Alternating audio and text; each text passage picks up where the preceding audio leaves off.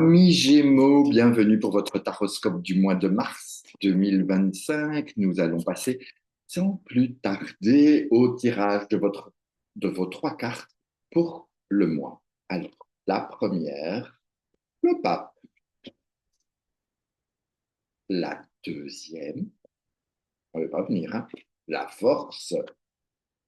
Et la troisième, voyons un petit peu, la papesse. Alors, ça risque d'être un mois peut-être un peu, comment je vais dire ça, un peu différent de ce que vous auriez peut-être aimé. On a comme si ça allait être un mois dans lequel vous alliez pouvoir apprendre, découvrir, aller plus loin un petit peu dans vos recherches, dans vos formations, dans la découverte peut-être de la vie, tout simplement. En tout cas, on a un pape suivi, alors je vais les mettre dans le bon ordre, hein, parce que sinon ça ne va pas marcher, suivi d'une force et d'une pape.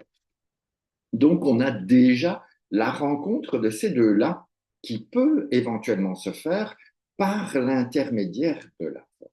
Donc, pour moi, c'est un petit peu comme si vous aviez besoin d'encore apprendre à maîtriser certains aspects, certains éléments, comme si l'enseignement du pape a besoin d'être expérimenté dans la matière pour revenir à l'enseignement de la papesse ou pour pouvoir enfin accoucher de vous-même, accoucher de tout ce que vous avez appris. C'est un petit peu comme si on vous demandait OK, tu as appris telle chose, telle chose, telle chose, maintenant, mets en application. Essaye de mettre en pratique tes connaissances du pape. OK? Les connaissances du pape ont besoin de s'incarner dans la matière, de être vraiment alignés et de passer dans l'expérimentation. Pourquoi?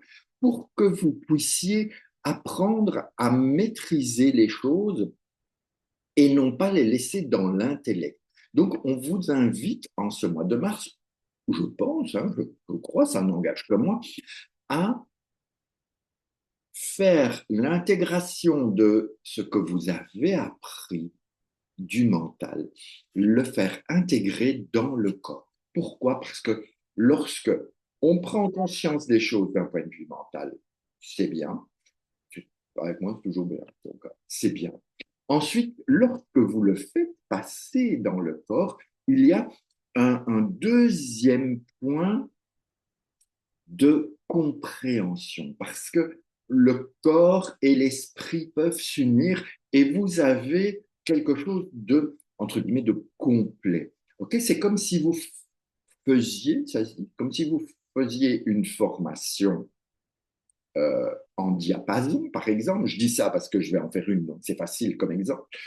Vous faites une formation en diapason, vous apprenez toute la théorie, vous voyez comment ça fonctionne, on vous montre les différents trucs, vous apprenez, nanani, nanana.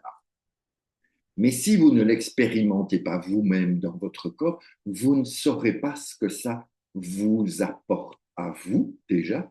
Et une fois que nous, on sait ce que ça fait sur nous, eh bien, on peut mieux transmettre. Et donc, on arrive ici à pouvoir accoucher de nous-mêmes et peut-être retransmettre aux autres, aller plus dans j'ai appris, je t'offre ce que je sais. Quand je dis je t'offre pour les professionnels, évidemment, il y a rémunération. On n'est pas là-dedans. C'est j'ai appris, j'intègre, je transmets. D'accord? Alors, lorsque, évidemment, notre pape s'unit avec la force, eh bien, ça crée la maison de Dieu et ça crée une libération. Et on voit de nouveau cette tour, mais qui représente aussi votre structure, votre corps.